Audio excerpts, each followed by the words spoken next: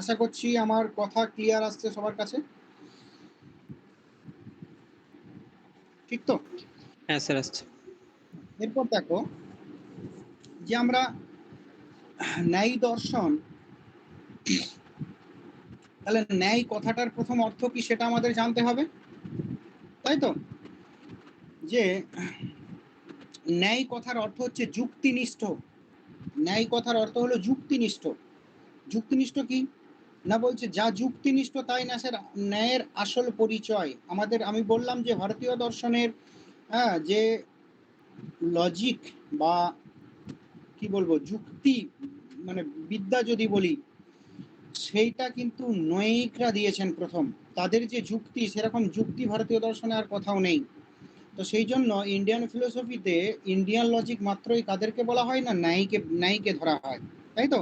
তারাই প্রথম এই ধরনের যুক্তি বা অনুমানের অবতারণা করেছেন, তাই তো? অনুমানের ভাষায় প্রকাশিত রূপকে আমরা যুক্তি বলি, আমরা জানি। তো যাই হোক, তো এই ন্যায় কথার অর্থ আমরা অনেক অর্থ পেতে পারি, কিন্তু ন্যায় মানে মীমাংসাও হয়। আমাদের মীমাংসা দর্শন সম্প্রদায় আছে, সেটা আলাদা ব্যাপার। সেই মীমাংসা হচ্ছে কর্মমীমাংসা অর্থে, হ্যাঁ, কর্মের দ্বারা মীমাংসা। কি মীমাংসা না, আমরা এই জগৎ জীবন, হ্যাঁ, জগৎ জীবনের সুখ লাভ কি করে পাওয়া যাবে সেই নিয়ে মীমাংসা। তার জন্য আমাদের ভালো কর্ম করতে হবে এবং তার জন্য স্বর্গাদি লাভ হবে, সেটা অন্য অর্থে মীমাংসা। এখানে ন্যায় অর্থে মীমাংসাও কেউ কেউ করে। মীমাংসা করার জন্য কি প্রয়োজন না, যুক্তির প্রয়োজন, অনুমানের প্রয়োজন।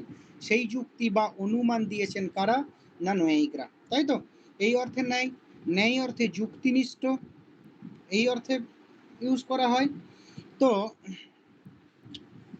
এই যে ন্যায় দর্শন, তাই তো, সেই ন্যায় কথার একটা সংস্কৃত আমাদের ভারতীয় দর্শনে যেমন ট্র্যাডিশন, যে প্রত্যেকটা কিছুর একটা সংস্কৃত, একটা লক্ষণ দেওয়া, একটা সংজ্ঞা দেওয়া, তো সেরকম ন্যায় কথারও একটা সংজ্ঞা আছে।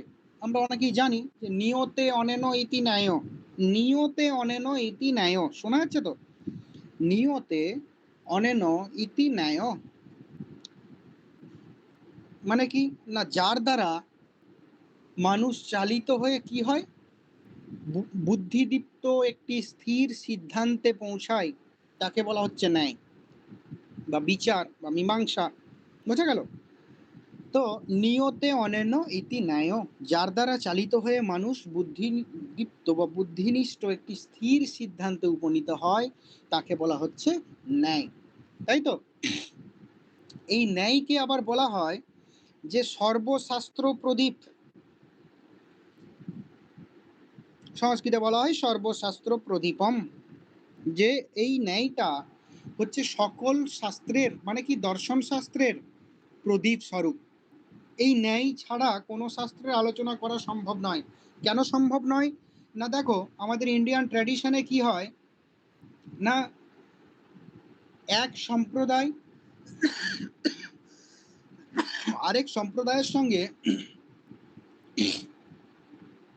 কি হয়, সামনাসামনি বসে কোনো কিছু সম্বন্ধে কার মতটা বেশি গ্রহণযোগ্য, কার মতটা কম গ্রহণযোগ্য, এ বিষয়ে বিচারে লিপ্ত হয়, তাই তো? তো এই বিচারে লিপ্ত হতে গেলে কি প্রয়োজন, তার জন্য যুক্তি প্রয়োজন, অনুমান প্রয়োজন। যুক্তি না হলে নিজ নিজ দর্শন সম্প্রদায়ের দার্শনিকরা নিজ নিজ দর্শন মতের সপক্ষে যদি না কোনো যুক্তি দেখাতে পারে, যুক্তি উত্থাপন করতে পারে, তাহলে কিন্তু সে তার নিজের মতকে দাঁড় করাতে পারবে না, তাই তো? তো সেই জন্য এই ন্যায়কে বলা হচ্ছে সর্বশাস্ত্র প্রদীপম, সকল শাস্ত্রের প্রদীপ স্বরূপ। যে কোনো শাস্ত্র আলোচনা করতে গেলে ন্যায়টা কিন্তু লাগবে, ন্যায়টা কিন্তু ইম্পর্ট্যান্ট, তাই তো? তাই ন্যায়কে এত সহজে অগ্রাহ্য করা যায় না, তাই তো? তো তাহলে আমরা কি কি বললাম, ন্যায় মানে যুক্তিনিষ্ঠ, যুক্তিনিষ্ঠতাই হচ্ছে ন্যায়ের আসল পরিচয়। দ্বিতীয় বললাম নিয়তে অনেনৈতি ন্যায়, যার দ্বারা চালিত হয়ে মানুষ বুদ্ধিনিষ্ঠ বা বুদ্ধিদীপ্ত একটি স্থির সিদ্ধান্তে উপনীত হতে পারে বা হয়, তাকে বলা হয় ন্যায়। আর এই ন্যায়কে বলা হয় কি প্রদীপ সর্বশাস্ত্রানাম, বা সর্বশাস্ত্রের প্রদীপ স্বরূপ, তাই তো? প্রদীপ সর্বশাস্ত্রানাম মানে সর্বশাস্ত্রের, সকল শাস্ত্রের প্রদীপ স্বরূপ। কেন প্রদীপ স্বরূপ সেটা বললাম, নিশ্চয়ই বুঝতে পেরেছ। এরপরে এই যে ন্যায় শাস্ত্র, একে কি বলা হয় না অক্ষপাদের দর্শন, তাই তো? অক্ষপাদের দর্শন, এগুলো ছোট ছোট কিন্তু যেগুলো কথা বলছি প্রত্যেকটাই কিন্তু ইম্পর্টেন্ট, ন্যায় দর্শনের মূল কথা, এবং এগুলো অবশ্যই গুরুত্বপূর্ণ কথা। অক্ষপাদের দর্শন বলা হয় ন্যায় দর্শনকে। কেন অক্ষপাদের দর্শন বলা হয়? প্রথম কথা, আমরা তো জানি ন্যায় দর্শনটা মহর্ষি গৌতমের দর্শন। গৌতম নয়, গৌতম, গয়ে উকার, গৌতমের দর্শন। তো বলছে অক্ষপাদের দর্শন কেন বলা হয়? কেন অক্ষপাদ বলা হচ্ছে এই জন্য, মহর্ষি গৌতমের পদমূলে শোনা যায় নাকি একটা, জানা যায় যে একটা চোখ বা অক্ষ ছিল। এই জন্য যার পাদের মধ্যে অক্ষ, পাদ মানে পদ, যার পদের মধ্যে অক্ষ বা চোখ আছে সেই মহর্ষি গৌতমের দর্শন, তাই তো? আর যার পাদমূলে চোখ আছে তাকে বলা হয় কি, অক্ষ আছে বা চোখে, তাকে বলা হচ্ছে অক্ষপাদ। সেই অক্ষপাদ হলেন কে না মহর্ষি গৌতম। সেই মহর্ষি গৌতমের যে দর্শন তাকে বলা হচ্ছে অক্ষপাদের দর্শন, তাই তো? তার জন্য ন্যায় শাস্ত্রকে, ন্যায় দর্শনকে বলা হয় কখনো কখনো অক্ষপাদের দর্শন, তাই তো? তো আর এটা কি না, এটাকে বলা হয় প্রমাণ শাস্ত্র, প্রমেয় শাস্ত্র নয়। এটাও একটু লিখে রাখতে পারো যে প্রমাণ এবং প্রমেয় শাস্ত্রের মধ্যে পার্থক্য হলো যে কিছু কিছু আমাদের দর্শন সম্প্রদায় আছে, সেই দর্শন সম্প্রদায়গুলো দেখবে আমাদের কত প্রকারের প্রমাণ আছে, কোন প্রমাণ কোন প্রমাণের থেকে আলাদা, তাই তো?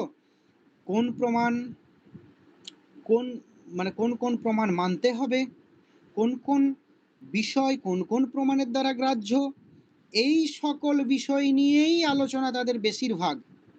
সেই দর্শন সম্প্রদায়গুলোকে বলা হয় প্রমাণ শাস্ত্র, তাই তো? ন্যায় দর্শন একটি প্রমাণ শাস্ত্র। দেখবে ন্যায় দর্শনে আমরা প্রথম থেকে যা পড়েছি বেশিরভাগটা প্রমাণ সম্পর্কেই পড়েছি, তাই না? আমরা তর্ক সংগ্রহ খুলি, ভাষা পরিচ্ছেদ খুলি, আমরা ন্যায়সূত্র খুলি, ন্যায় কুসুমাঞ্জলি খুলি, ন্যায় মঞ্জুরি খুলি, যাই খুলি না কেন তর্ক ভাষা, দেখবে প্রমাণের আলোচনাটা একটা বৃহৎ অংশ জুড়ে আছে, তারপর অন্যান্য কিছু। তো ওই জন্য ন্যায় দর্শনকে বলা হয় কি প্রমাণ শাস্ত্র, তাই তো? তাহলে কি কি বললাম? ন্যায় মানে যুক্তিনিষ্ঠতা, এটা আসল পরিচয় ন্যায়ের। তারপরে বললাম নিয়তে অনেনৈতি ন্যায়, যার দ্বারা চালিত হয়ে মানুষ বুদ্ধিনিষ্ঠ বা বুদ্ধিদীপ্ত একটি স্থির সিদ্ধান্তে উপনীত হয়, তাকে বলা হয় ন্যায়। আবার এই ন্যায়কে বলা হয় প্রদীপ সর্বশাস্ত্রানাম, সকল শাস্ত্রের প্রদীপ স্বরূপ এই ন্যায়। কেননা আমরা সেই কেন সেই যুক্তিটা আমরা বলেছি যে আমরা যখন বাদে বা বিবাদে বা বিচারে যখন বসি, বা ইন্ডিয়ান ফিলোসফির একটা রীতি কি, যে দুটো মানে দুই বা ততোধিক দর্শন সম্প্রদায় পাশাপাশি বসে তারা বিচার করবে কাদের মতটা বেশি যুক্তিগ্রাহ্য। তো সেই বিচারে লিপ্ত হওয়ার সময় অবশ্যই প্রত্যেককেই নিজ নিজ যুক্তি প্রয়োগ করতে হবে। সেই জন্য বলছে ন্যায়শাস্ত্র এমন একটা শাস্ত্র যেটাকে পরিহার করে চলা প্রায় অসম্ভব, যেটাকে পরিহার করে চলা বা যেটাকে এড়িয়ে চলা সম্ভব নয়। বোঝা গেল? তো এই জন্য বলা হচ্ছে ন্যায়শাস্ত্রকে প্রদীপ সর্বশাস্ত্রানাম।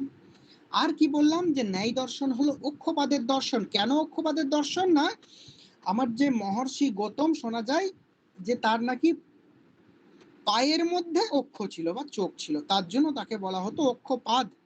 সেই অক্ষপাদ বা মহর্ষি গৌতমের দর্শন, তার জন্য বলা হচ্ছে অক্ষপাদের দর্শন, তাই তো? এই পর্যন্ত আশা করছি বোঝা গেল।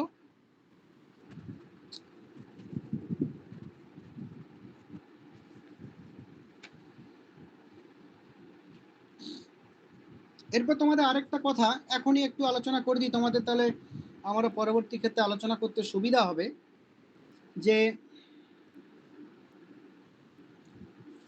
ন্যায় বৈশেষিক দর্শনকে বলা হয় সমানতন্ত্র। আমি বলেছিলাম যে ন্যায় দর্শন এবং বৈশেষিক দর্শনের মধ্যে কিছু মিল এবং অমিল আছে, তাই তো? কিন্তু আমাদের আরেকটা কথা খুব ভালো করে মনে রাখতে হবে, শুধুমাত্র ন্যায় বৈশেষিক দর্শনই সমানতন্ত্র দর্শন এরকম নয়। আমাদের ভারতীয় দর্শনে আরো সমানতন্ত্র দর্শন আছে, দুটো দুটো করে। কেউ কি বলতে পারবে?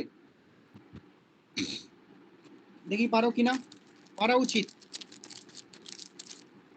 সাংখ্যযোগ আর খুব একটা ভালো না। সাংখ্যযোগ আর দুটো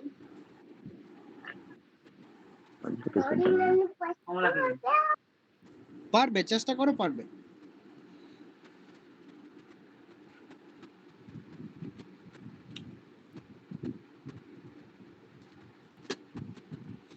যাই হোক, আমাদের ভারতীয় দর্শনে দেখবে প্রথম কথা, সবাই বেশিরভাগটাই জানে ন্যায় বৈশেষিক হলো সমানতন্ত্র দর্শন, কিন্তু না, আরো অনেক সমানতন্ত্র দর্শন সম্প্রদায় আছে, যেমন সাংখ্যযোগ, আরো আছে মীমাংসা এবং বেদান্ত, এবং প্রত্যেকটা কেন বা কি ব্যাপার আমি সব বলে দেবো।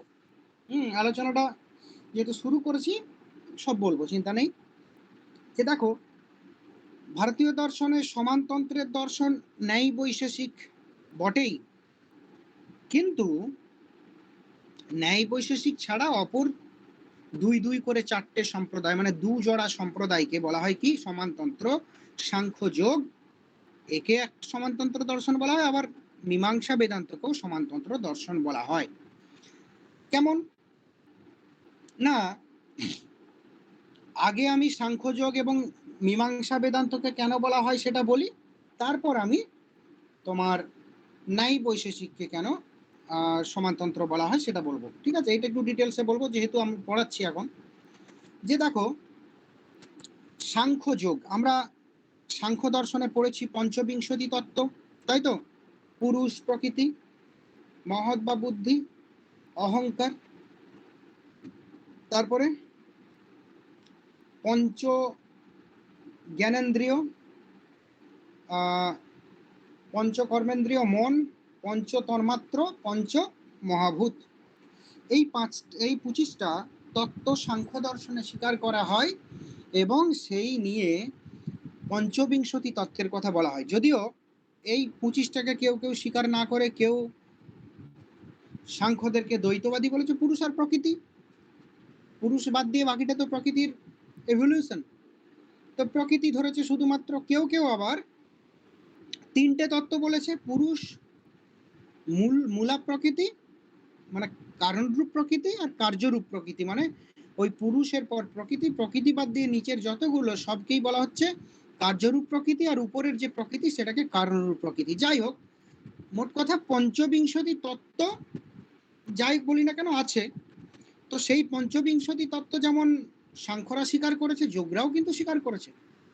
তারা কিন্তু এটাকে অমান্য করেনি যে পঞ্চবিংশতি তত্ত্ব, কিন্তু তারা এক্সট্রা একটা স্বীকার করেছে। এর বাইরে যোগ সম্প্রদায় ঈশ্বর নামক একটা তত্ত্ব স্বীকার করে ফেলেছে। কিন্তু তাহলে এই নয় যে সাংখ্যদের 25টা তত্ত্বকে তারা ডিনাই করেছে, তারা সেই সম্পর্কে একমত। কিন্তু একটা বিষয় আছে, তোমরা একটু ভালো করে ভাবলে বুঝতে পারবে, যে আমি ওই জায়গায় যখন পড়াবো তখন অবশ্যই ডিটেলসে বলবো। যে আমাদের দেখবে সাংখ্য দর্শনে বলা হয় যে পুরুষ হলো কি নিত্য, শুদ্ধ, বুদ্ধ, মুক্ত।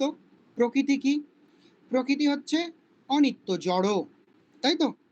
জড়, তাহলে জড়র কি নেই? চৈতন্য নেই। আর পুরুষের কি আছে? চৈতন্য আছে, কিন্তু তার তো কর্তৃত্ব নেই, তাই তো?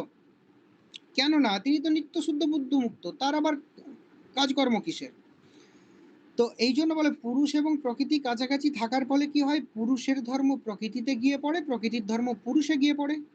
আর প্রকৃতির মধ্যে চৈতন্য ছিল না, সেই পুরুষের চৈতন্য, ধার করা চৈতন্য প্রকৃতিতে গিয়ে পড়ার ফলে প্রকৃতি কি হয়, প্রকৃতির মধ্যে 3টি গুণ আছে, ত্রিগুণাত্মক প্রকৃতি আমরা পড়েছি, সত্য, রজতম। সেই ত্রিগুণাত্মক প্রকৃতি চঞ্চল হয়ে যায়, যার ফলে প্রকৃতি থেকে সৃষ্টি শুরু হয়। তাই তো? এবং এই জগৎ সংসারের মহৎ বা বুদ্ধি, অহংকার, পঞ্চ জ্ঞানেন্দ্রিয়, কর্মেন্দ্রিয়, মন, পঞ্চ তন্মাত্র, পঞ্চ মহাভূত, মহাভূত থেকে আমাদের এই জগৎ, বুঝতে, আমাদের এই টোটাল এই সকল জগতই কি ওই পঞ্চ মহাভূত থেকে উৎপত্তি। তাহলে এই সকল কিছুর উৎপত্তির মূলেকে না প্রকৃতি বলছি। তাহলে কি করে প্রকৃতি উৎপত্তির মূলে হচ্ছে না পুরুষের ধর্মটা প্রকৃতিতে রিফ্লেক্টেড হচ্ছে বলে। কিন্তু সাংখ্যরা এই প্রশ্নের উত্তর দিতে পারে না যে পুরুষ এবং প্রকৃতি কাছাকাছি আসে কি করে, তাই তো?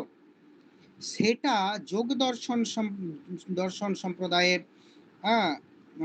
দার্শনিকেরা বলছেন কি পুরুষ এবং প্রকৃতিকে এক কাছে নিয়ে আসে কে? ঈশ্বর, তাই তো? ঈশ্বরের ইচ্ছাই সৃষ্টি বলা হয়েছে, এবং ঈশ্বরের যখন ইচ্ছা হয় তখন পুরুষ এবং প্রকৃতিকে কাছাকাছি নিয়ে আসে, তারপর সৃষ্টি করানো হয়। তো এই তত্ত্বটা কিন্তু সাংখ্য দর্শনে স্বীকার করা হয় না। ঈশ্বর এক্সট্রা স্বীকার করা হয়েছে কি না তোমার কি বলে যোগ দর্শনে এক্সট্রা স্বীকার করা হয়েছে। তাহলে কি শুধু একটা দিক থেকে সাংখ্য এবং যোগ দর্শনে আমরা মিলও পেলাম এবং অমিলও পেলাম। মিলটা বেশি, কেননা এরাও মহৎ বা বুদ্ধি স্বীকার করে, ওরাও করে। আমি যদি প্রত্যেকটা আলাদা আলাদা করে মিল দেখাতে যাই, তাহলে পঞ্চবিংশতি তত্ত্বর বিষয়ে দুজনই কিন্তু দু দলই একমত। এক্সট্রা একটা বিষয় স্বীকার করেছেন, সেটা হচ্ছে যোগ সম্প্রদায়ের লোকেরা। এরপরে আরো কিছু কথা আছে যে ঈশ্বর, সাংখ্যকে বলা হয় কি নিরীশ্বর, আর যোগকে বলা হয় শেষর সাংখ্য, আর সাংখ্যকে বলা হয় নিরীশ্বর সাংখ্য। কেন না, দেখো এই বিষয়ে আরেকটা কথা বলে দিই। আমাদের যে বিজ্ঞান ভিক্ষুর লিখা, তো বিজ্ঞান ভিক্ষুর যে সাংখ্য প্রবচন ভাষ্য, সেই প্রবচন ভাষ্যে বিজ্ঞান ভিক্ষু খুব সুন্দর করে দেখিয়েছেন যে সাংখ্যরা কোথাও কিন্তু বলেননি যে আমরা ঈশ্বর মানি না, ঈশ্বর স্বীকার করি না। তারা ঈশ্বরের কথা বলেননি, কিন্তু কোথাও এমন কোনো সাংখ্য দর্শনের যেগুলো কোর গ্রন্থ, সেখানে এমন কোনো জায়গা নেই যেখানে বলেছেন যে হ্যাঁ আমরা ঈশ্বর মানি না, এই কথাটা কিন্তু বলেননি। তারা ঈশ্বরের কথা আলোচনা করেননি। তো সেই দিক থেকে একটা কনফ্লিক্ট এসে যায়, দ্বন্দ্ব এসে যায়। সাংখ্যদেরকে কি আমরা নিরীশ্বর সাংখ্য বলতে পারি? সেটা রিসার্চের বিষয়, কিন্তু আমরা সাধারণ দৃষ্টিতে কিন্তু আমরা সাংখ্যকে বলি যে ঈশ্বর মানে না, যোগকে বলি কি ঈশ্বর মানে, তাই তো? ঈশ্বর বিষয়ে তাদের ভিতরে মতভেদ আছে, তাই তো? কিন্তু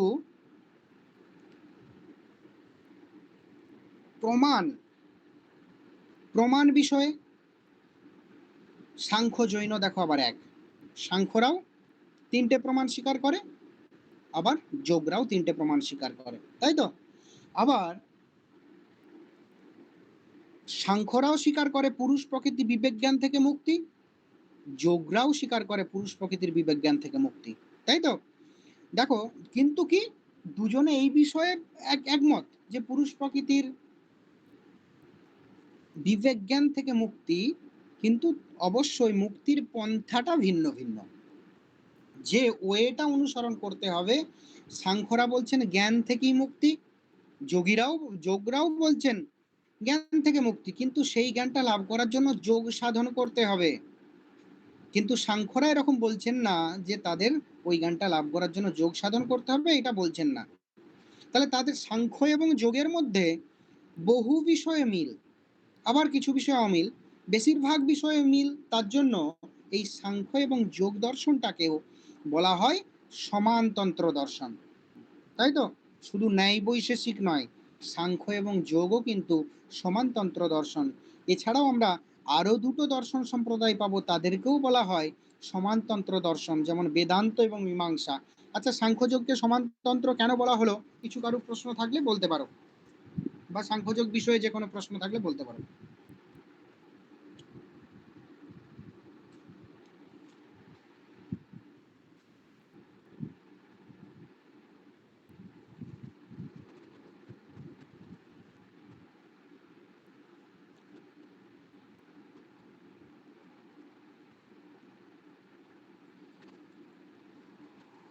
যাকে তোমাদের প্রশ্ন নেই। দেখো, বেদান্ত মীমাংসা সম্প্রদায়কেও কিন্তু সমানতন্ত্র বলা হয়। দেখো, এদের সমানতন্ত্রটা কোন দিক দিয়ে? না, বেদের উপর বিশ্বাসের দিক দিয়ে। বেদান্ত যেমন ডাইরেক্ট বেদের উপর নির্ভরশীল, মীমাংসাও সেরকম ডাইরেক্ট বেদের উপর নির্ভরশীল, সরাসরি বেদের উপর নির্ভরশীল, তাই তো? তাহলে এই দুটো সম্প্রদায় সরাসরি বেদের উপর নির্ভরশীল, এই জন্য এই দুটো সম্প্রদায়কে বলা হয় সমানতন্ত্র।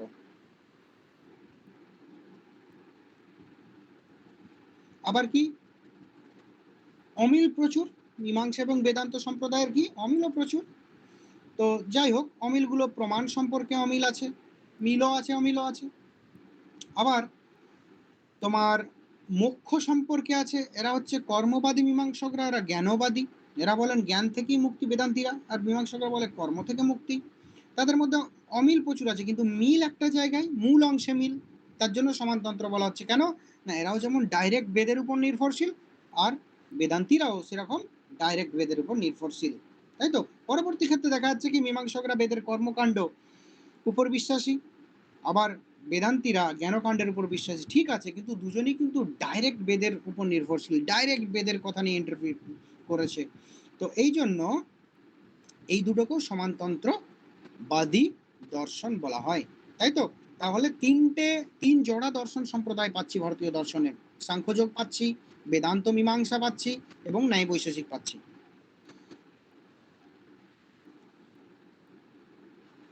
কিন্তু এরপর আমরা এখানে আলোচনা করব ন্যায় বৈশেষিক সম্প্রদায়।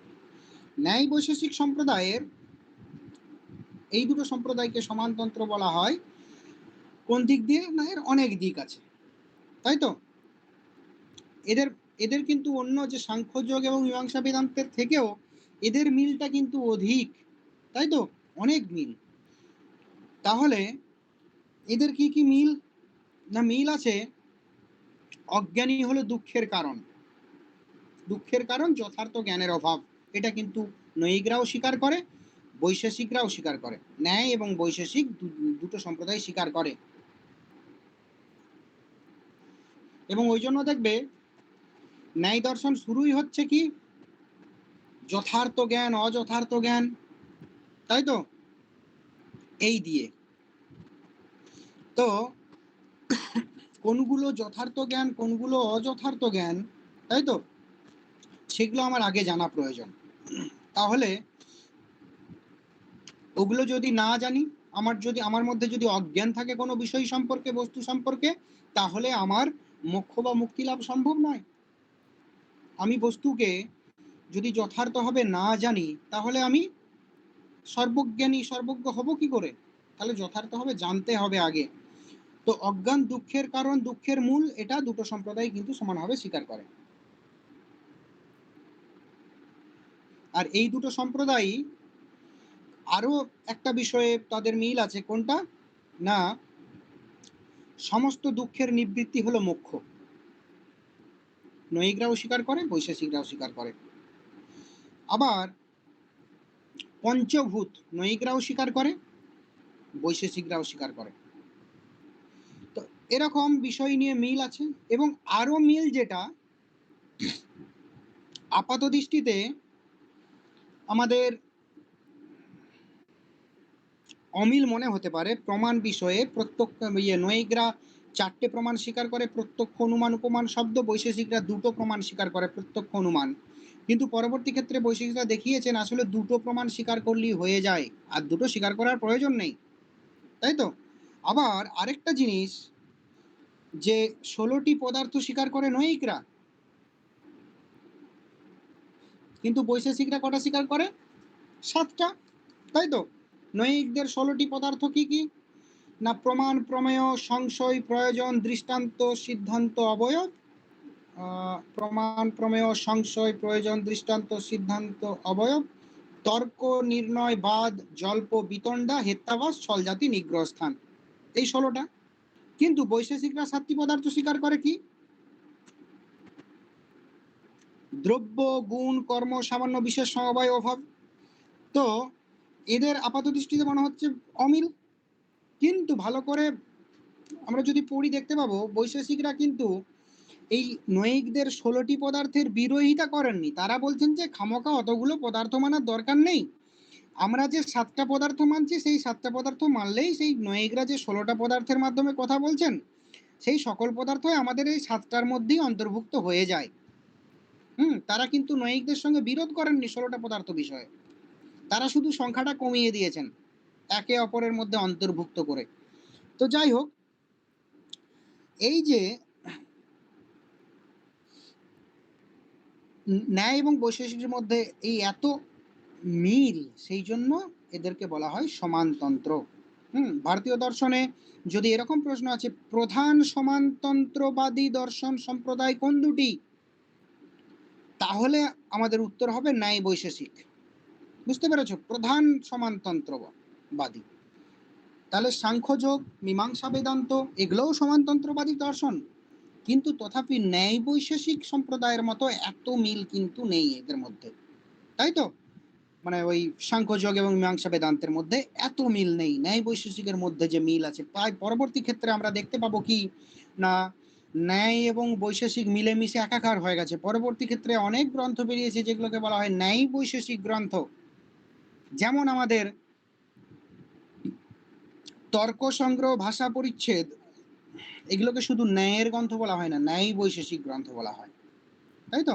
তো যাই হোক, আমরা আস্তে আস্তে আমরা দেখিয়ে দেব যে কোনগুলোকে প্রাচীন ন্যায় বলা হয়, কোনগুলোকে নব্য ন্যায় বলা হয়, তাই তো?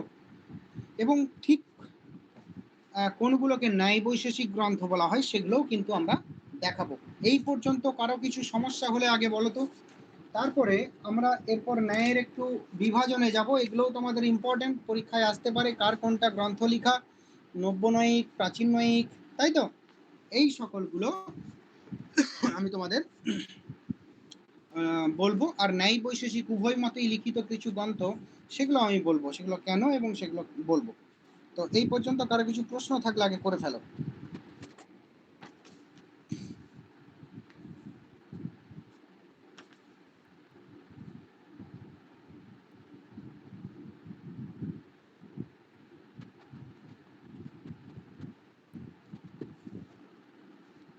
কারো কিছু প্রশ্ন নেই?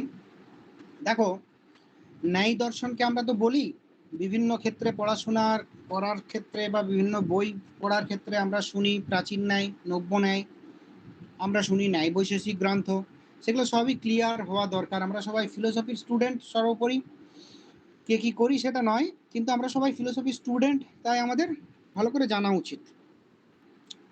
তো দেখো, একটা ন্যায় দর্শনের ধারা আছে, তাই তো? তো ন্যায় দর্শনে পঞ্চশাস্ত্র বলা হয়, ন্যায় দর্শনে পঞ্চশাস্ত্র বলা হয়। 5টা শাস্ত্রকে পরপর উপর থেকে নিচে হয়ে লিখবে। একদম উপরে লিখো মহর্ষি গৌতম, একটু হাইফেন দিয়ে লিখো ন্যায় সূত্র, আর ডান দিকেও একটু করে জায়গা খালি রাখবে।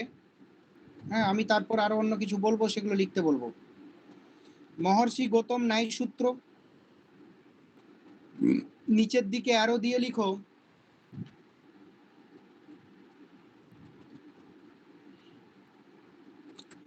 ভাষ্যকার বাৎসায়ন,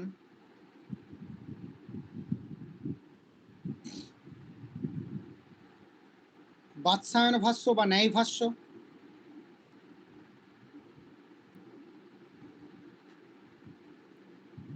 হয়েছে?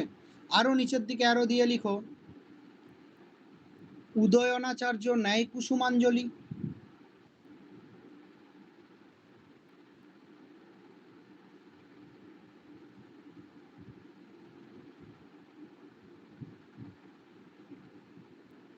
আচ্ছা, উদয়নটা পরে লিখো তো, তোমাদের একটা, নাহলে এখানে আবার ভেতরে ঢুকে যাবে অন্য কথা। উদয়নটা কেটে দাও, বুঝতে পেরেছো? মহর্ষি গৌতম ন্যায় সূত্র লিখো, তারপর নিচের দিকে আরো দিয়ে লিখো ভাষ্যকার বাৎসায়নের বাৎসায়ন ভাষ্য বা ন্যায় ভাষ্য। তার নিচে লিখো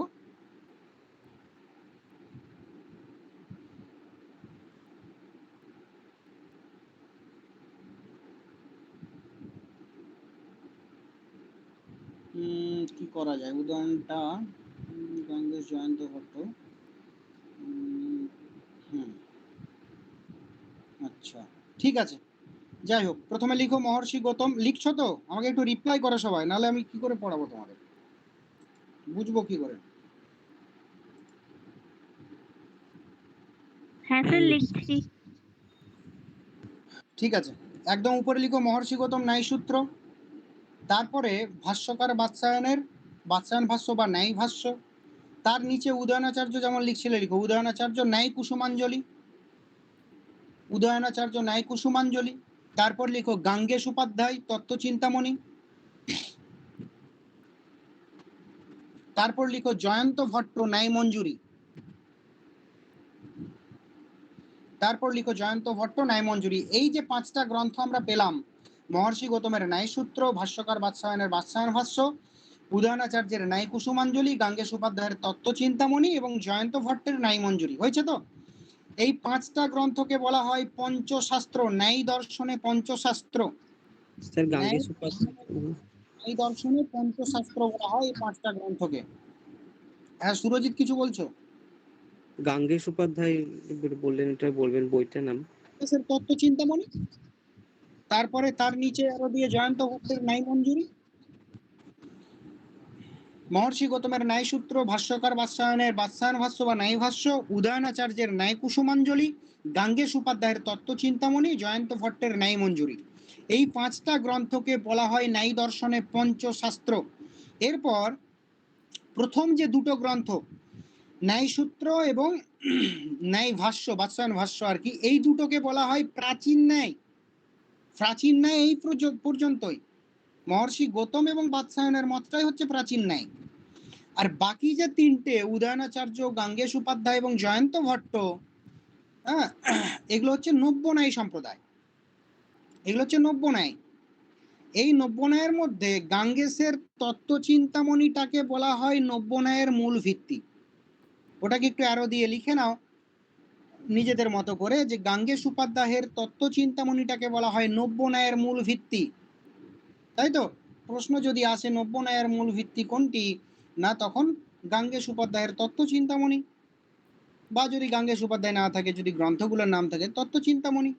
বোঝা গেল? এরপরে আরেকটা কথা, তাহলে আমি কি বললাম বোঝা গেল? পাঁচটা ন্যায় পঞ্চশাস্ত্র, ন্যায়ের পঞ্চশাস্ত্র পাঁচটা কি কি বললাম, এবং তার মধ্যে প্রাচীন এবং নব্যের বিভাজনটা দেখালাম। এবং পরবর্তী ক্ষেত্রে উদয়নাচার্যর ন্যায় কুসুমাঞ্জলি, গাঙ্গেশের তত্ত্বচিন্তামণি এবং জয়ন্ত ভট্টের ন্যায় মঞ্জুরির উপর যত কিছু গ্রন্থ লেখা হয়েছে সবই কি, সবই কিন্তু নব্য ন্যায়। বোঝা গেল? এরপর আরেকটা কথা, যে ভাষ্যকার বাৎসায়নের যে ন্যায় ভাষ্য বা বাৎসায়ন ভাষ্যের কথা বললাম, তিনি লিখেছেন কার উপর, না ন্যায় সূত্র, মহর্ষি গৌতমের ন্যায় সূত্রের উপর তিনি ভাষ্য রচনা করেছিলেন, ন্যায় ভাষ্য বা বাৎসায়ন ভাষ্য। সেই তার ভাষ্যের উপরেও কিছু তোমার টিকা লিখিত হয়েছে পরবর্তী ক্ষেত্রে।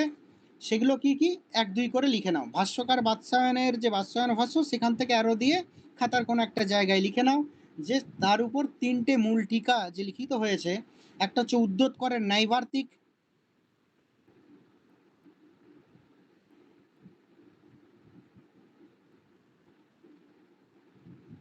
একটা বাচস্পতি ন্যায়বার্তিক তাৎপর্য টিকা, বাচস্পতি ন্যায়বার্তিক তাৎপর্য টিকা, বাচস্পতি মিশ্র আর কি। আর উদয়নাচার্যের ন্যায়বার্তিক তাৎপর্য পরিশুদ্ধি টিকা, উদয়নাচার্যের ন্যায়বার্তিক তাৎপর্য পরিশুদ্ধি টিকা হলো। উদ্ধোত করেন ন্যায়বার্তিক, বাচস্পতির হচ্ছে ন্যায়বার্তিক তাৎপর্য টিকা, উদয়নাচার্যের ন্যায়বার্তিক তাৎপর্য পরিশুদ্ধি টিকা, তাৎপর্য পরিশুদ্ধি টিকা হলো। এই তিনটে হচ্ছে বাৎসায়নের মানে বাৎসায়ন ভাষ্যের উপর লিখিত তিনটি প্রধান টিকা। এরপর আমি কিছু গ্রন্থ বলবো। এই পর্যন্ত হলো যে তোমাদের কিছু গ্রন্থ আছে যেগুলো ন্যায় এবং বৈশেষিক উভয় মত অবলম্বন করেই লিখিত হয়েছে পরবর্তী ক্ষেত্রে। বলেছিলাম যে কিছু গ্রন্থ আছে পরবর্তী ক্ষেত্রে ন্যায় বৈশেষিক মিলেমিশে একাকার হয়ে গেছে, হ্যাঁ, তারা তাদের দুটো মত মিলিয়ে মিশিয়েই পরবর্তী ক্ষেত্রে অনেক গ্রন্থ লিখিত হয়েছে। তার মধ্যে হলো কি, শিবাদিত্যের সপ্তপদার্থী, বিশ্বনাথের ভাষা পরিচ্ছেদ ও সিদ্ধান্ত মুক্তাবলী, শিবাদিত্যের সপ্তপদার্থী, বিশ্বনাথের ভাষা পরিচ্ছেদ ও সিদ্ধান্ত মুক্তাবলী, অন্নম ভট্টের তর্ক সংগ্রহ, ভাস্করের তর্ক কৌমুদী, জগদীশ তর্কালঙ্কারের তর্কামৃত, ন্যায় লীলাবতী বল্লভাচার্য, কেশব মিশ্রের তর্ক ভাষা,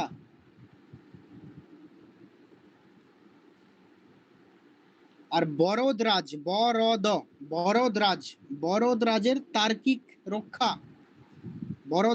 তার্কিক রক্ষা। এই যে গ্রন্থগুলো মোটামুটি এগুলো ন্যায় বৈশেষিক মত অবলম্বন করে লেখা। তাহলে শিবাদিত্যের সপ্তপদার্থী, বিশ্বনাথের সিদ্ধান্ত মুক্তাবলী ও ভাষা পরিচ্ছেদ, অন্নম ভট্টের তর্ক সংগ্রহ, তোমার কি ভাস্করের তর্ক কৌমুদী, জগদীশ তর্কালঙ্কারের তর্কামৃত, বল্লভাচার্যের ন্যায় লীলাবতী, কেশব মিশ্রের তর্ক ভাষা, বরদরাজের তার্কিক রক্ষা। এগুলো হচ্ছে ন্যায় বৈশেষিক উভয় সম্প্রদায়ের মত অবলম্বন করেই লিখিত হয়েছে। তো হয়েছে তো কমপ্লিট। লীলাবতী কার লেখা? ন্যায় লীলাবতী বল্লভাচার্য। ন্যায় লীলাবতী বল্লভাচার্য। আর বিশ্বনাথের ভাষা পরিচ্ছেদ আর একটা কি বললেন? সিদ্ধান্ত মুক্তাবলী। তোমরা পড়েছো, এমএতে আশা করছি সবাই পড়েছো। পঞ্চানন শাস্ত্রীর যে ভাষা পরিচ্ছেদ, বা তোমার দীপক ঘোষের, বা অনামিকা রায়চৌধুরী, বা তোমাদের বর্ধমান ইউনিভার্সিটির একটা বই আছে, ওটা হচ্ছে তোমার, নামটা ভুলে যাচ্ছি, ওটাও ভালো বই।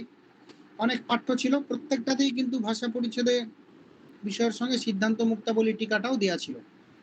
তো যাই হোক, তাহলে শিবাদিত্যের সপ্তপদার্থী, বিশ্বনাথের ভাষা পরিচ্ছেদ ও সিদ্ধান্ত মুক্তাবলী, অন্নম ভট্ট তর্ক সংগ্রহ, ভাস্করের তর্ক কৌমুদী, জগদীশ তর্কালঙ্কারের তর্কামৃত, বল্লভাচার্যের ন্যায় লীলাবতী, কেশব মিশ্রের তোমার তর্ক ভাষা, আর বরদরাজের তার্কিক রক্ষা, এগুলো। এরপর আমি ন্যায়ের তোমাদের যে বিষয়, সেই বিষয়ে আস্তে আস্তে চলে যায়। এইটা মোটামুটি ইন্ট্রোডাক্টরি, তোমাদের এগুলো জানা উচিত ছিল, এবং এগুলো পরীক্ষাতেও আসার সম্ভাবনা প্রবল। বিভিন্ন গ্রন্থ দিয়েও পরীক্ষাতে আসে, এটা কার লিখা, ওটা কার লিখা, এটা কাকে বলে, ওটা কাকে বলে। তো যাই হোক, আমরা সেরকম কিছু যেগুলো আমি নির্বাচন করেছিলাম, যেই কতিপয় কিছু বিষয় তোমাদের বলা হবে। প্রচুর বিষয় তো বলে লাভ নেই, আর সেগুলো যে কোনো বইয়েতে পাবে, তাই আমি কতিপয় কিছু বিষয় নির্বাচন করে তোমাদের বললাম। যাই হোক, তো ন্যায় দর্শনকে আমরা যদি, ন্যায় দর্শনের আলোচনাটাকে আমরা যদি আলোচনা করতে যাই, তাহলে চারটে ভাগে ভাগ করে আলোচনা করতে পারি। কেমন না, জ্ঞান তত্ত্ব, জগৎ তত্ত্ব, জীব ও মুক্তি তত্ত্ব, এবং ঈশ্বর তত্ত্ব। জ্ঞান তত্ত্ব প্রসঙ্গে আমাদের এই বিভিন্ন যে প্রমাণের আলোচনা, কত ভাবে জ্ঞান হতে পারে, এক জ্ঞানের সঙ্গে অপর জ্ঞানের পার্থক্য কি, তাই তো, এই সম্পর্কিত আলোচনাটা ন্যায়ের কথাই না জ্ঞান তত্ত্বে। জগৎ তত্ত্বে কি না, ওই প্রসঙ্গেই না, আমাদের যে জ্ঞান হচ্ছে, সেই জ্ঞান কত ধরনের বস্তুর জ্ঞান হচ্ছে। আমাদের ভারতীয় দর্শনে বলেছিলাম যে কোনো বিষয় পড়তে গেলে আমাদের চারটে বিষয় মনে রাখতে হবে: প্রমা, প্রমাণ, প্রমেয়, প্রমাতা। প্রমা, প্রমাণ, প্রমেয়, প্রমাতা। প্রমা মানে যথার্থ জ্ঞান, তাই তো।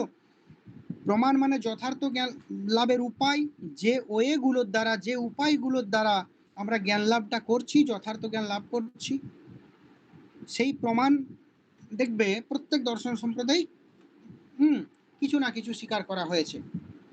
তো তাহলে আর আমরা যে জ্ঞান, যথার্থ জ্ঞান লাভ করছি, বা আমি প্রমাণের দ্বারা যথার্থ জ্ঞান লাভ করছি, তো তাহলে অবশ্যই তার তো কোনো বিষয় থাকতে হবে, কোনো একটা বিষয়ের জ্ঞান লাভ করছি, সেই বিষয়টা হচ্ছে প্রমেয়, তাই তো?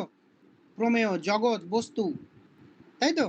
আর প্রমাতা যে জ্ঞান লাভ করছে তার জন্য বলা হচ্ছে ন্যায় দর্শনের আলোচনা যদি আমরা মোটামুটি 4টে ভাগে ভাগ করি। জ্ঞান তত্ত্ব 1 নাম্বার, এখানে আমাদের প্রমাণের আলোচনা, কত ধরনের প্রমাণ নৈকরা মেনেছেন, কোন প্রমাণের দ্বারা কোন ধরনের জ্ঞান লাভ করা যায়, এক জ্ঞানের সঙ্গে অপর জ্ঞানের পার্থক্য কি, এই জাতীয় বিষয় ওখানে আলোচনা করা হয়। জগৎ তত্ত্ব, যে কেমন কেমন বিষয় আছে, কেমন কেমন বস্তু আছে, কোন বস্তুর বৈশিষ্ট্য কেমন, এক বস্তুর সঙ্গে অপর বস্তুর পার্থক্য, এই সকল কিছু, এটা দ্বিতীয়তে জগৎ তত্ত্ব। তৃতীয়তে জীব এবং মুক্তি তত্ত্ব, আমাদের নিঃশ্রেয়স বা অপবর্গ, মোক্ষ বা মুক্তি যাই বলি না কেন, সেই মুক্তি লাভ আমাদের কি করে সম্ভব, না আমাদের এই যে 16টি প্রমেয় পদার্থ আছে, মানে প্রমেয় নয় সরি, 16টি যে পদার্থ আছে, সেই ষোড়শ পদার্থের যথাযথ জ্ঞান যদি হয় তবে আমার মুক্তি। ওই যে আমি বলেছিলাম দেখো, ন্যায় বৈশেষিক সমানতন্ত্র পড়ানো প্রসঙ্গে, যে উভয়ই স্বীকার করে জ্ঞান থেকে মুক্তি, যথাযথ জ্ঞান থেকে মুক্তি, তাই তো? দেখো এখানে কিসের যথাযথ জ্ঞান থেকে মুক্তি ন্যায় দর্শনে বলা হয়, না আমাদের যে 16টি পদার্থের কথা বলা হয়, প্রমাণ, প্রমেয়, সংশয়, প্রয়োজন, দৃষ্টান্ত, সিদ্ধান্ত, অবয়ব, তর্ক, নির্ণয়, বাদ, জল্প, বিতণ্ডা, হেত্যাবাস, ছল, জাতি, নিগ্রহস্থান, এই যে 16টি পদার্থের কথা বলা হয়, এই 16টি পদার্থের যথাযথ জ্ঞান যদি হয় তবে তার মুক্তি সম্ভব। এটা জীব ও মুক্তি তত্ত্বের আলোচনায় আসছে। এবং লাস্টে ঈশ্বর তত্ত্ব, নৈকরা দেখবে আমরা ধর্ম দর্শনে পড়ে থাকি নৈকদের ঈশ্বরের সপক্ষে যুক্তি, আমরা স্থানে স্থানে সেই জায়গায় যাব। আমরা পরে দেখব, আমরা আস্তে আস্তে এগোই। তো দেখো, আমি 16টি পদার্থের মূল কথাটা বলে আমি প্রত্যক্ষের আলোচনায় ঢুকবো, বুঝতে পেরেছো? তো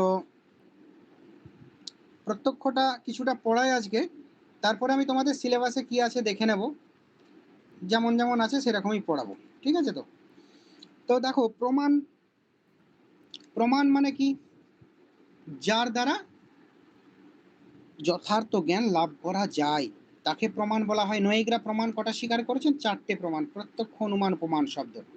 প্রমেয়, প্রমেয় মানে কি, যথার্থ জ্ঞানের বিষয়। সংশয় কাকে বলে, না দেখবে অয়ং স্থানুর বা অয়ং পুরুষ বা, এটা হচ্ছে সংশয়। আমরা অস্পষ্ট আলোকে বেরিয়েছি, হঠাৎ মনে হচ্ছে এটি গাছের গুঁড়ি নাকি মানুষ, এটা হলো সংশয়। সংশয়ে কি থাকে, 50-50, হলে এটা গাছের গুঁড়িও হতে পারে, না হলে বৃক্ষের কাণ্ড, ওই কি বলে, মানুষও হতে পারে। সংশয়ে কি হয়, একটা কোটি যখন নিশ্চিত হয়ে যায় তখন সংশয় চলে যায়, তখন একটাতে আর 50% চলে আসে, দিয়ে 100% হয়ে যায়, তাই তো? আমরা এরকম সংশয় হলো, হঠাৎ আমরা টর্চ মেরে দেখলাম না এটা তো গাছের গুঁড়ি, মানুষ নয়, ব্যাস সংশয় চলে গেল। এই সংশয়। প্রয়োজন কেমন, না আমাদের যে কোনো কিছু আমাদের প্রয়োজন হয়, তো প্রয়োজন মানে আমরা যে অর্থে প্রয়োজন কথা বলি সেটাই প্রয়োজন, তাই তো?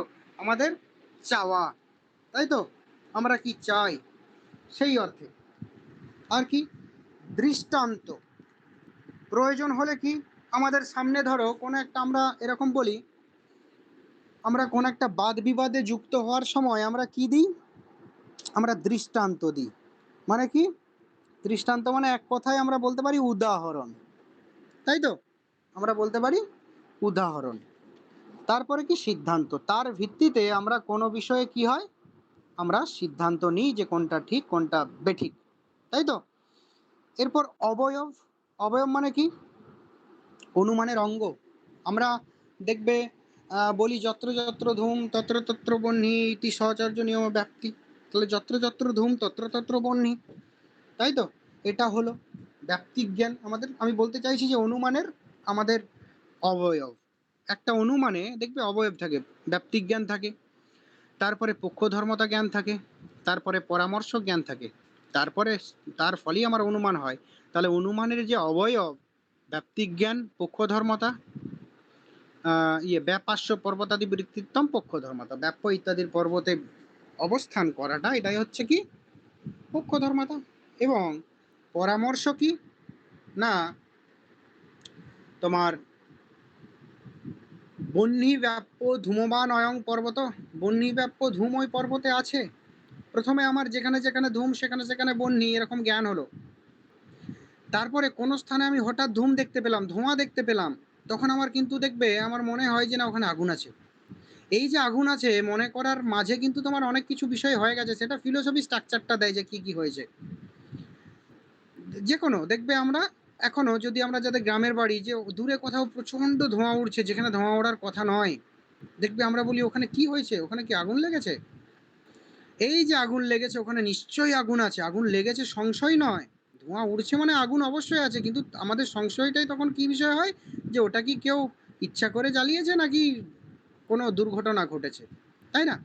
তো তাহলে আমাদের একটা অনুমান হতে গেলে ব্যাপ্তিক জ্ঞান দরকার, পক্ষ ধর্মতা জ্ঞান দরকার, পরামর্শ দরকার। তারপরে আমার হয় কি না অবশ্যই ওই পর্বতটি অগ্নিবান বা বহ্নিবান, এই যে অনুমানটা হলো এর পিছনে তাহলে অবয়ব কিছু আছে, সেগুলোকে বলা হয় অবয়ব। তুমি যখন বা বিচারের সময় যে কথা বলছো, কিছু যুক্তি বাক্য প্রয়োগ করে যখন একটা সিদ্ধান্ত টানছো, সেই যুক্তি বাক্যগুলো এবং সিদ্ধান্ত সবগুলোই ওই টোটাল অনুমানটা, টোটাল যুক্তিটার অবয়ব এক একটা, তাই তো? তর্ক, অবয়ব প্রয়োগ করা হয় যেখানে, সেটাকে কি বলা হচ্ছে তর্ক। তর্কের মাধ্যমে আমরা কোনো কিছুকে প্রতিষ্ঠা করি মাঝে মাঝে, তাই তো? আমরা বিচারের সময় আমরা কি হয় না তর্কে লিপ্ত হয়। তর্কে লিপ্ত হয়ে আমরা কি করি না আমরা নঙর্থক বিষয়গুলোকে আস্তে আস্তে হাঁটাতে শুরু করি এবং সদর্থক বিষয়গুলোকে আমরা গ্রহণ করতে পারি। এটা তর্কের নিয়ম।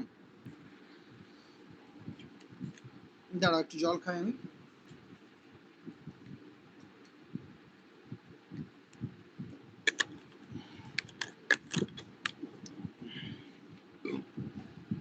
যাই হোক, তারপরে কি নির্ণয়। নির্ণয় মানে কি সত্য নির্ণয়। বাদ, বাদ মানে কি? বাদ হচ্ছে সত্য নির্ণয়ের জন্য বিচার। আমাদের অনেক প্রকারের বিচার আছে, যে দেখবে অযথা আমরা যুক্তি তর্ক করি, অন্যকে হারানোর জন্য যুক্তি তর্ক করি, অনেক কিছু আছে, আমরা আস্তে আস্তে আসবো। কিন্তু বাদ মানে কি, যে তত্ত্ব বা সত্য নির্ণয়ের জন্য বিচার। উভয় দল যখন, উভয় সম্প্রদায় যখন সামনাসামনি বসে কোনো একটা বিষয়ে যথার্থ বিষয়টা কি, কোনটা ঠিক, সেই তত্ত্বটা নির্ণয় করার প্রসঙ্গে যখন বিচারে লিপ্ত হয় তখন সেটাকে বলা হচ্ছে বাদ। জল্প কোনটা না, যখন বিচারটাতে জয়লাভের ইচ্ছা থাকবে, তাই তো, যে আমাকে জয়লাভ করতেই হবে, এরকম যে বিচার সেটাকে বলা হচ্ছে জল্প। আর বিতণ্ডা কোনটা, যে পরমতকে খণ্ডন করার জন্যই, পরমতকে অগ্রাহ্য করার জন্যই যে বিচার, তাকে বলা হচ্ছে বিতণ্ডা। আমাদের দেখবে আমাদের মধ্যে অনেকেই বিতণ্ডাবাদী আছে। দেখবে অনেকেই ব্যক্তি আছে, পুরুষ হতে পারে মহিলা হতে পারে, নিজের মত দেবে না। কোনো একটা কিছু বিষয়ে আলোচনা হচ্ছে, দেখবে তার একটা বিরুদ্ধ যুক্তি দিয়ে ওখান থেকে বেরিয়ে চলে যাবে, এরকম পাবে। তো তাদেরকে বলা হয় বিতণ্ডাবাদী। তাদের নিজস্ব কোনো যুক্তি নেই, কেউ যদি কোনো যুক্তি দেয় তাহলে সেটাকে শুধুমাত্র কি করবে না ডিনাই করবে। এরপর হেত্যাভাস। হেত্যাভাস আমি আমি পড়াবো এখানে ডিটেলসে, দেখতে পাবে যে হেত্যাভাস কি হেতুর আভাস। কেউ কেউ হেতু আভাসা হেত্যাভাসা বলেছে, কেউ হেতুবৎ অভ্যাসান্তে যত হেত্যাভাস। তো হেতুর মতো দেখতে অথচ হেতু নয়, মানে দুষ্ট হেতু, যথার্থ হেতু নয়, সেটাকে বলা হয় হেত্যাভাস। সেই হেতু দিয়ে, যেটা যথার্থ হেতু নয় সেই হেতু দিয়ে যদি অনুমান করা হয় তাহলে অনুমানটা অবশ্যই ঠিকঠাক হবে না, অবৈধ হবে। সেই কথাই, হ্যাঁ, সেই তার জ্ঞান আমার থাকতে হবে। 16টা পদার্থের মধ্যে সেটাও একটা। এবং ছল। ছল কি, যে বক্তার অভিপ্রেত অর্থ গ্রহণ না করে অন্য অর্থ গ্রহণ করে বক্তার কথাতে, বক্তার বক্তব্যে দোষ প্রদর্শন। এরকম দেখবে আমাদের সমাজে অনেক হয়ে থাকে। যেমন আমাদের ফিলোসফির উদাহরণ হচ্ছে নবকম্বল। নবকম্বল। তো এখানে হয়তো বক্তা বলেছে নতুন কম্বল অর্থে, কিন্তু শ্রোতা সেটাকে নতুন কম্বল অর্থে না ধরে নটি কম্বল সেই অর্থে নিচ্ছে, যার ফলে কি হচ্ছে, তার ফলে বলছে যে নটি কম্বল মানে কোনো একটা বিবাদস্থলে ধরো বক্তা বলছে নটি কি বলে নতুন কম্বল, নবকম্বল, এই অর্থে নবকম্বল কথাটা প্রয়োগ করে কোনো কথা বলছেন, তখন হয়তো শ্রোতা সেই বুঝতে পারছে যে নবকম্বল অর্থেই ও বলছে, তথাপি ও একটু ঘুরিয়ে বলছে ও নটি কম্বল। দেখবে আমাদের সমাজেও এরকম মানুষ পাওয়া যায়। তো যাই হোক, এটাকে বলা হচ্ছে তোমার ছল, তাই তো। আর জাতি কেমন না কেবল সাদৃশ্য এবং বৈসাদৃশ্যের উপর নির্ভর করে অনর্থক অভিযোগ, মানে এই ছলের আরেকটু এগিয়ে কোনো কথা বলছে সেই কথার মিল এবং অমিল খুঁজে অনর্থক কিছু অভিযোগ করা, অনর্থক কিছু দোষ দেখানো, সেটা হচ্ছে তোমার জাতি। আর নিগ্রহস্থান কোনটা না, নিগ্রহস্থান মানে পরাজয় বরণ স্থান, অর্থাৎ যেখানে এসে বাদী এবং প্রতিবাদীর কোনো একজনকে পরাজয় স্বীকার করতে হবে, কোনো একজন জয়লাভ করবে, তাহলে সে পরাজয় যে স্বীকার করতে বাধ্য হলো কিসের জন্য, সেটাকে বলা হয়, যার জন্য পরাজয় স্বীকার করতে হলো সেটাকে বলা হয় নিগ্রহস্থান। যাই হোক, আমাদের ন্যায় দর্শনে এই 16টা পদার্থ, তোমাদের শব্দ এতে নেই, আমি জাস্ট বললাম, সবাই পড়েছো এর আগে। তো যা যা পাঠ্য আছে সিলেবাসে সেটা পড়াবো, আমি আপাতত আজকে প্রত্যক্ষটা শুরু করছি। তো এই পর্যন্ত যদি সমস্যা থাকে কারো বলতে পারো, না হলে আমি প্রত্যক্ষ আমি কিন্তু ডিটেলসই পড়াবো। প্রত্যক্ষ দেখতে পাবো কত ধরনের প্রত্যক্ষের লক্ষণ, কি আপত্তি, সবই তোমাদের পরপর পরপর তোমরা একটু নোট ডাউন করার চেষ্টা করবে, তাহলে আর সমস্যা হবে না। তো আমি স্থানে স্থানে বলেও দেব যে কোন জায়গাটা কোন বই থেকে পড়বে। আগে বলো তো, তোমরা সবাই মোটামুটি ভাষা পরিচ্ছেদ, তর্ক সংগ্রহ আর গ্র্যাজুয়েশনের বেসিক যে বইগুলো আছে সেগুলো মোটামুটি সবাই পড়েছো, তাই তো?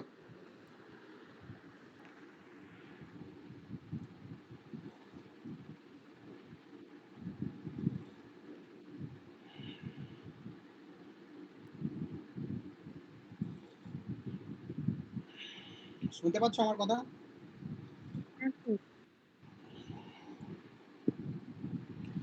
তর্ক সংগ্রহ, ভাষা পরিচ্ছেদ এবং ন্যায়সূত্র এবং বেসিক গ্র্যাজুয়েশনের যে বেসিক বইগুলো মোটামুটি পড়েছো তো? আমি বলছি না যে হ্যাঁ প্রচুর বিরাট পড়েছো, কিন্তু মোটামুটি পড়লেই হবে। পড়েছো তাই তো? তো এখানে কে কে আছে? অঞ্জন কোনো উত্তর দিচ্ছ না কেন?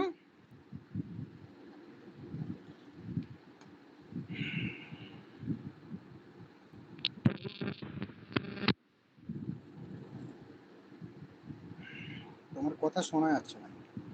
যাই হোক, সবাই একটু উত্তর দেবে, যদি জিজ্ঞাসা করি তাহলে ভালো লাগে, আমারও পড়াতে ভালো লাগবে।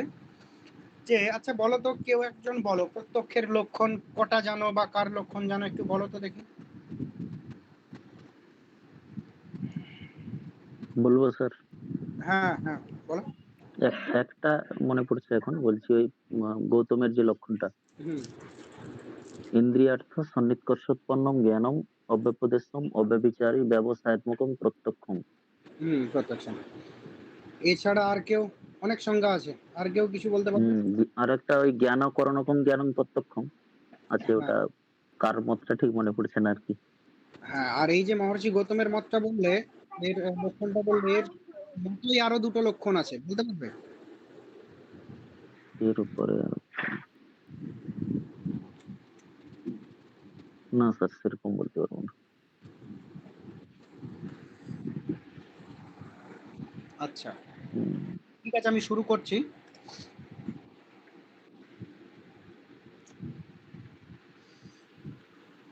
ইন্ডিয়াতে সম্পত্তি যেমন অবস্থা একটু অব্যবসায়ী ব্যবসায় বলো।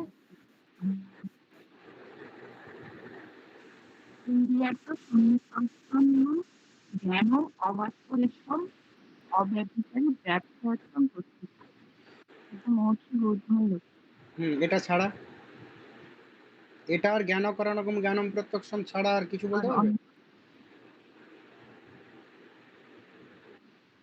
অঞ্জনম ভট্টের লক্ষণ আছে ইন্দ্রিয়ার্থ শূন্যকার্ষে জ্ঞানম প্রত্যক্ষ। হুম।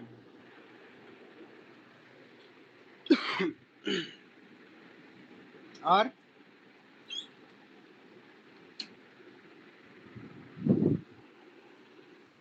বলো, আমি শুনছি।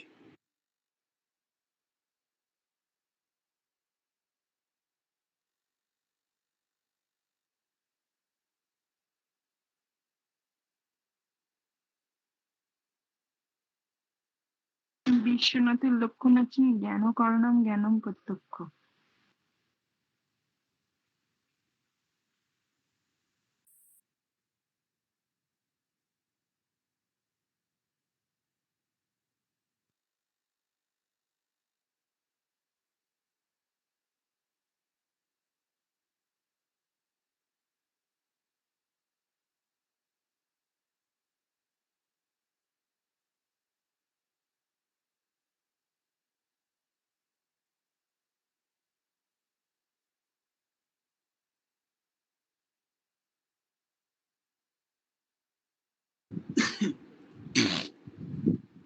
যাই হোক, আমি শুরু করি।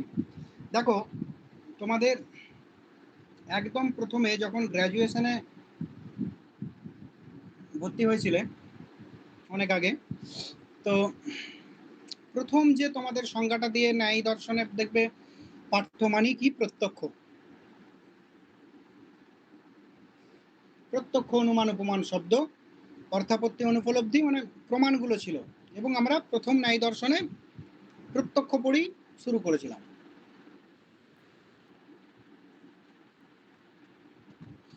এই যে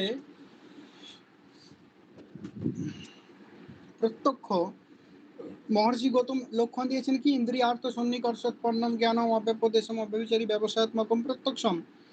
ইন্দ্রিয়ের সঙ্গে বিষয়ের সন্নিকর্ষের ফলে উৎপন্ন যে জ্ঞান, যে জ্ঞানটা কেমন হবে, তিনটে বৈশিষ্ট্য তিনি এখানে আরোপ করেছিলেন, যে অব্যপদেশম, অব্যবিচারী, ব্যবসায়াত্মকম এবং প্রত্যক্ষম, ব্যবসায়াত্মকম। তো অব্যপদেশম মানে কি? অশাব্দ। অব্যবিচারী মানে অভ্রান্ত, ব্যভিচার নয়, ব্যভিচারী নয়। এবং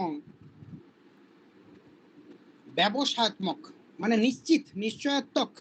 আমি প্রত্যেকটা বলবো ডিটেলস, তোমাদের চিন্তা নেই। তো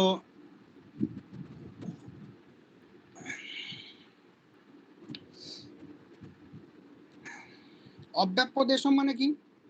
মানে অশাব্দ। অশাব্দ মানে কি? যে দেখো, প্রত্যক্ষ হতে গেলেই যে আমাদের শব্দের প্রয়োগ করতে হবে, শব্দ দ্বারা সেটাকে এক্সপ্লেন করতে হবে, ব্যাখ্যা করতে হবে, এমন নেই। আমাদের নির্বিকল্প প্রত্যক্ষতা হয়। আমরা বুঝতে পারি না, কিছু একটা পেরিয়ে গেল, কিছু একটা, কেউ একটা ডাকলো, কে জানি না, এগুলো সবই কিন্তু নির্বিকল্প প্রত্যক্ষ।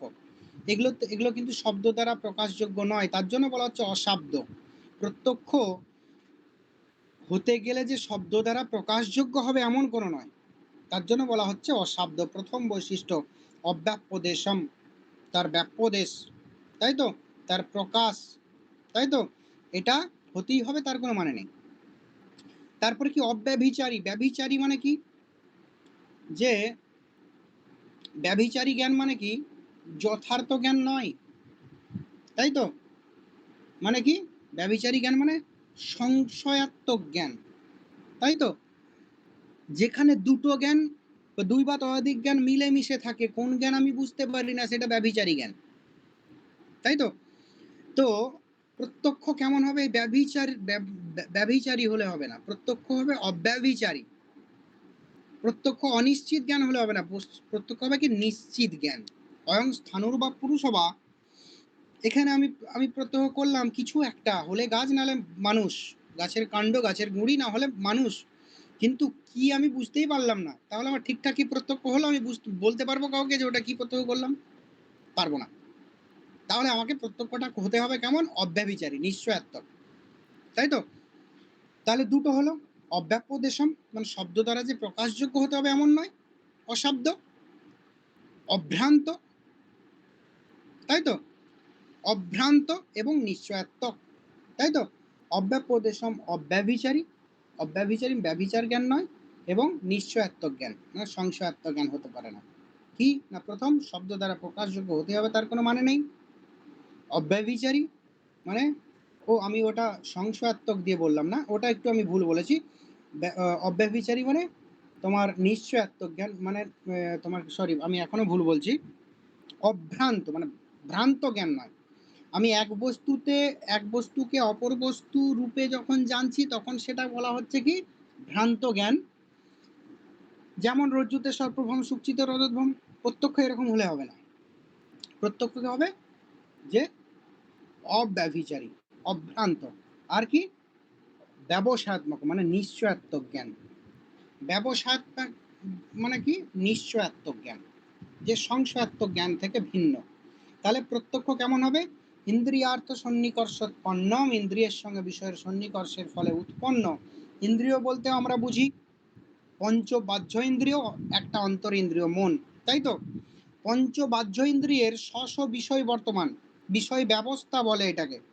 একটা ইন্দ্রিয়ের দ্বারা একটা নির্দিষ্ট বিষয় কি আমরা জানতে পারবো।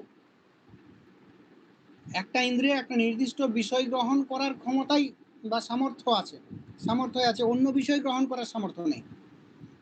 আমাদের দেখবে প্রত্যেকের বিভাগে গিয়ে আমি বলবো যে জ্ঞান লক্ষণ সামান্য লক্ষণ, তো জ্ঞান লক্ষণ প্রত্যক্ষে আমরা দেখতে পাবো যে হ্যাঁ দু একটা ইন্দ্রিয় আছে অপর ইন্দ্রিয়ের কাজ করতে পারে, কিন্তু সেটা যে সবসময় সঠিক হবে তার কোনো মানে নেই। তাহলে আমাদের প্রত্যেকটি ইন্দ্রিয়ের যে স্ব বিষয় আছে সেই বিষয় কি সঠিকভাবে ঠিকঠাক সর্বক্ষেত্রে গ্রহণ করতে পারে। তাহলে এটা পাঁচটা বহিরিন্দ্রিয় কি কি আছে? চক্ষু, কর্ণ, নাসিকা, জিহ্বা, ত্বক।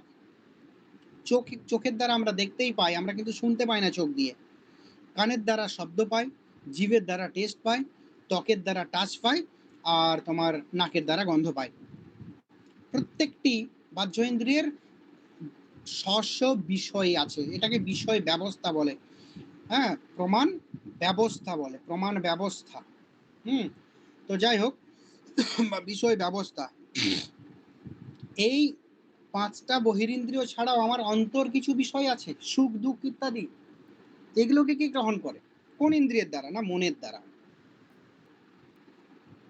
আমাদের মনের দ্বারা আমরা অন্তর বিষয়কে গ্রহণ করি। কিন্তু এখানে একটা কথা ভালো করে মনে রাখবে, বহিরিন্দ্রিয়গুলোর স্ব বিষয় আছে, অন্তর ইন্দ্রিয়র স্ব বিষয় আছে, সব ঠিকঠাক কথা।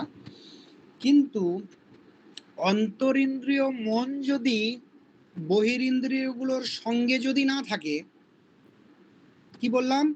অন্তরিন্দ্রিয় মন যদি বহিরিন্দ্রিয়গুলোর সঙ্গে যদি না থাকে তাহলে কিন্তু তোমার প্রত্যক্ষ হবে না। দেখো, একটা ভালো করে ভাবো, যে ধরো প্রচন্ড টেনশনে আছো,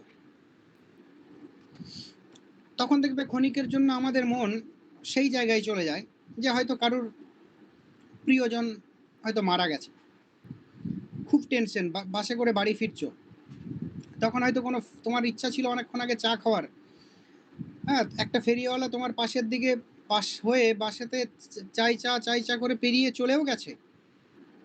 যখন সে চাওয়ালাটা নামছে তখন তোমার খেয়াল হচ্ছে আচ্ছা এই চা তো চলে গেল, ডাকি, ও কি এসছিল এখানে, আবার ডাকছো একটু চা দিয়ে যাও, তখন বলছে আরে ভাই তোমার সামনের দিকে তো বেরোলাম।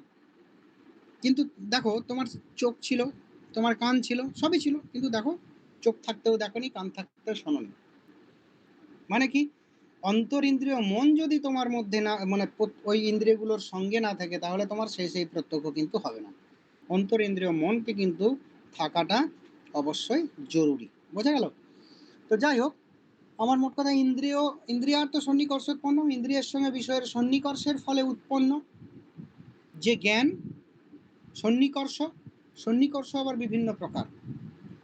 তাহলে ইন্দ্রিয়ের সঙ্গে বিষয়ের সন্নিকর্ষের ফলে যে জ্ঞান উৎপন্ন হয়, যে জ্ঞানটা কি অব্যপদেশম মানে কি অশাব্দ, অব্যভিচারী, অভ্রান্ত এবং ব্যবসায়াত্মকম নিশ্চয়াত্মক, সেটা হলো প্রত্যক্ষ জ্ঞান। তাহলে ইন্দ্রিয়ের সঙ্গে বিষয়ের সন্নিকর্ষের কথা বললাম, সেই সন্নিকর্ষ কত প্রকার কেউ বলতে পারবে?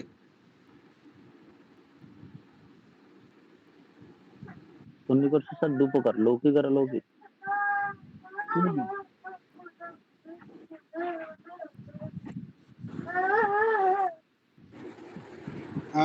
ঠিক আছে, আমি বলছি যে দেখো এই সন্নিকর্ষ কিন্তু আমাদের 6 প্রকার।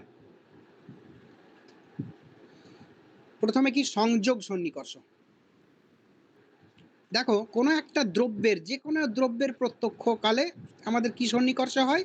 সংযোগ। তোমার চোখ আছে, সামনে একটা বস্তু আছে, হ্যাঁ, তার সঙ্গে কি তোমার সংযোগ সন্নিকর্ষ।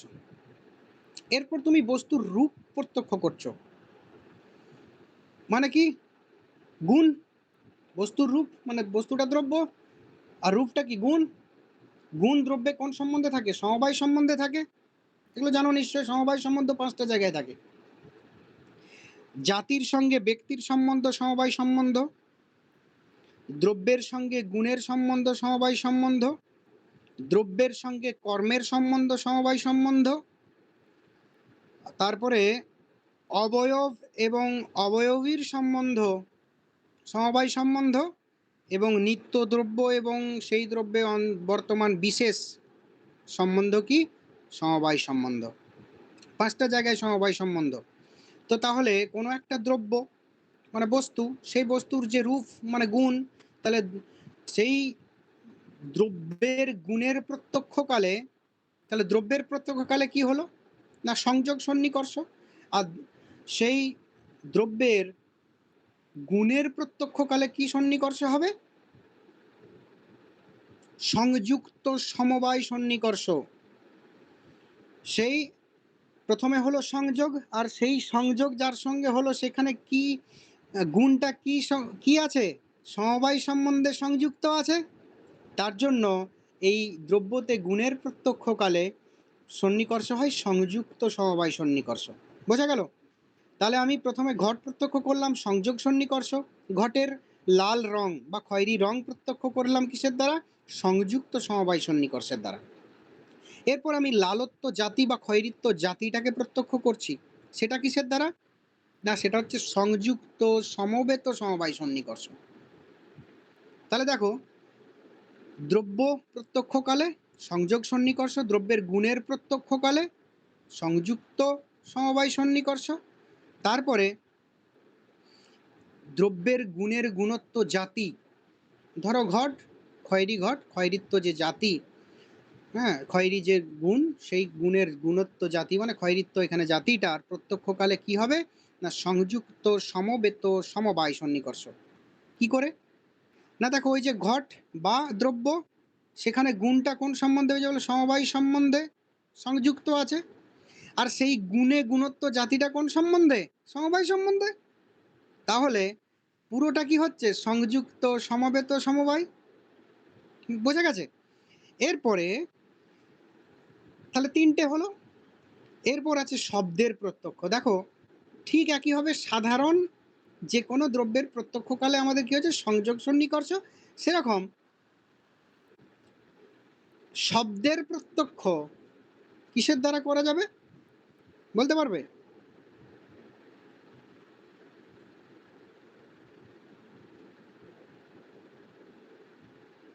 সমবায়ের দ্বারা নাকি?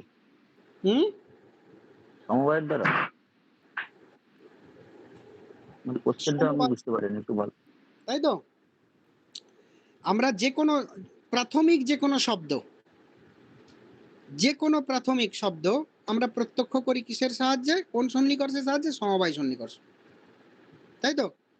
এরপরে শব্দের শব্দত্ব জাতিটাকে প্রত্যক্ষ করব কিসের দ্বারা?